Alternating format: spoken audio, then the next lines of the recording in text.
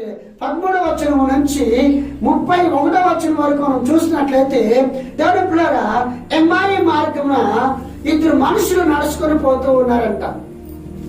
ఏమంట? ఇద్దరు మనుషులు నడుచుకొని పోతూ ఉన్నారు. ఆ ఇద్దరు మనుషులు నడుచుకొని పోతుండగా వారికిద్దరికి యేసు ప్రభు దర్శనం, యేసు ప్రభు అక్కడ దర్శనం అవుతాడు. ఆ ఇద్దరికి కూడా వాళ్ళతో కలిసి నడుస్తూ వెళ్తుండగా వారు యేసు ప్రభువారిని గుర్తుపట్టలే.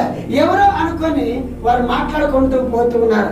ఎవరు మాట్లాడుకుంటున్నారంటే, 3 రోజుల కిందట యెరూషలేములో వ్యక్తిని సిలువ వేశారు. ఆ వ్యక్తి మనుషుల చేతికి అప్పగించబడ్డాడు. ఆయన కొరడాలతో కొట్టారు, ఆయన హింసించారు, ఆయన చాలా బాధ పెట్టారు అని ఆ ఇద్దరు మనుషులు మాట్లాడుకుంటూ పోతూ ఉంటే యేసు ప్రభు వాళ్ళతో పాటు నడుచుకొని పోతా ఉన్నారంట. యేసు ప్రభు అడిగాడంట, మీరు ఎవరి గురించి మాట్లాడుతున్నారు అని అడిగితే, నీకు తెలీదా? 3 రోజుల కిందట ఒక మనుషులు పట్టుకున్నారు యెరూషలేములో. అతని కొరడాలతో కొట్టినారు, అతను హింసించినారు, అతను ఎగితాళ చేసినారు, సిలువకేసినారు, అతను చంపేసినారు అని ఆ ఇద్దరు మనుషులు యేసు ప్రభుకే చెప్తున్నారంట. అర్థమవుతున్న మాటలు అమ్మా? హల్లెలూయా. యేసు ప్రభుకే ఈ మాటలు చెప్తున్నారంటే వాళ్ళ ఇద్దరు మనుషులు. అప్పుడు యేసు ప్రభు వాళ్ళతో చెబుతున్నాడు. ఏమని చెప్తున్నాడంటే, లేఖనముల ప్రకారముగా ఆయన కొట్టబడి, ఆయన హింసించబడి, ఆయన సమాధిలో పెట్టబడి 3వ దినమందున తిరిగి లేస్తాడన్న విషయాలు నీకు తెలియదా అని అడుగుతా ఉంటే వాళ్ళు ఏమన్నారంటే, దేవుని పిల్లారా, అట్లనే వాళ్ళు మాట్లాడుకుంటూ ముందుకు పోతూ ఉండగా సాయంకాలం అయిపోయింది. ఏమైపోయింది? సాయంకాలం అయిపోయింది. సాయంకాలం అయిపోతే ఆ ఇద్దరు వ్యక్తులు, అయ్యా నువ్వు మా ఇంటికి రా, మా దగ్గర ఉండి ఈరోజు మా ఇంట్లో ఈరోజు బస చెయ్యి, అంటే ఈరోజు మా ఇంట్లో ఉండు అని ఆయన అడిగారు.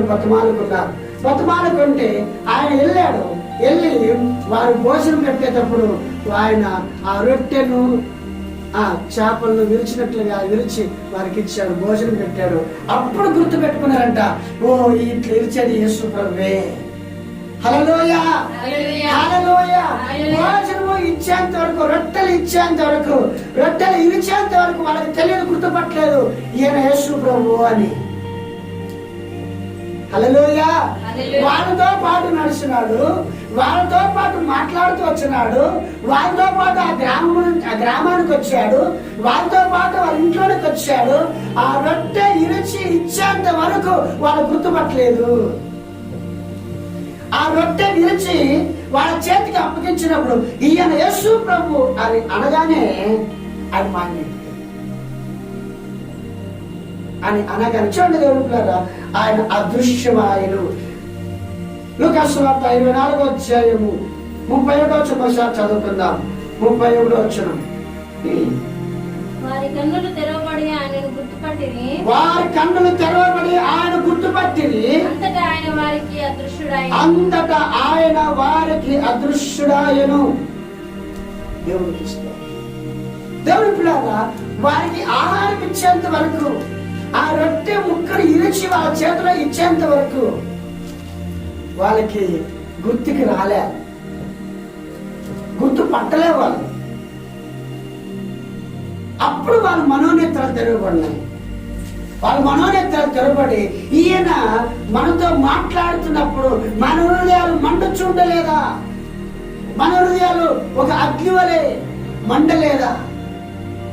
దేవుడు పిల్లారా, దేవుడు మాట్లాడితే అగ్ని మండుతుంది.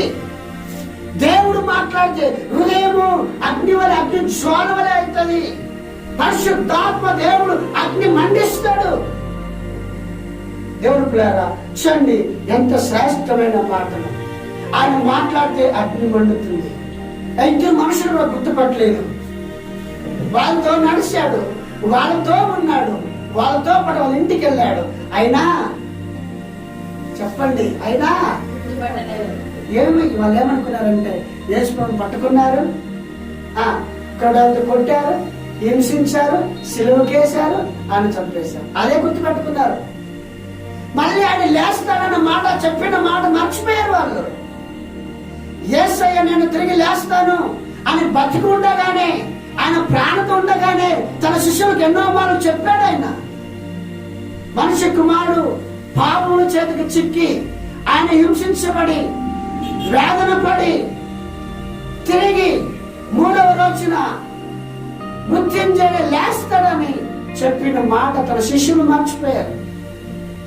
ఎమ్మాయి మార్గమున 2 మనుషులు వెళ్ళొచ్చుండగా యేసు ప్రభువారు వాళ్ళతో పాటు వెళ్ళాడు.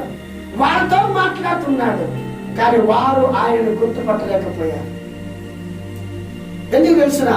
వారికి మనోనేత్రంగా తెరవబడలేదు. యేసు ప్రభువారు ఎప్పుడైతే ఆ రొట్టెని విరిచి వారికి ఆహారంగా ఇచ్చాడో అప్పుడు వారికి మనోనేత్రాలు తెరవబడ్డాయి. ఆమె అవి అనుకుంటున్నారు, వాళ్ళు చెప్పుకుంటున్నారు, ఆయన మనతో మాట్లాడినప్పుడు మన హృదయాలు మండలేదా? మన హృదయాలు మండలేదా? దేవుని పిల్లరా, చూడండి, ఇంకో మాట చదువుకుందాం. ఆ సమయంలోనే మరి 33వ వర్షాలు చదువుకుందాం. 33వ వచనం. ఆ గడియలోనే వారు లేచి యెరూషలేమునకు తిరిగి వెళ్ళగా 11 మంది శిష్యులను వారితో కూడా ఉన్నవారిని కూడి వచ్చి ప్రభువు నిజముగా లేచినని సీమోనుకు కనబడనని చెప్పుకొనుచుండిరి.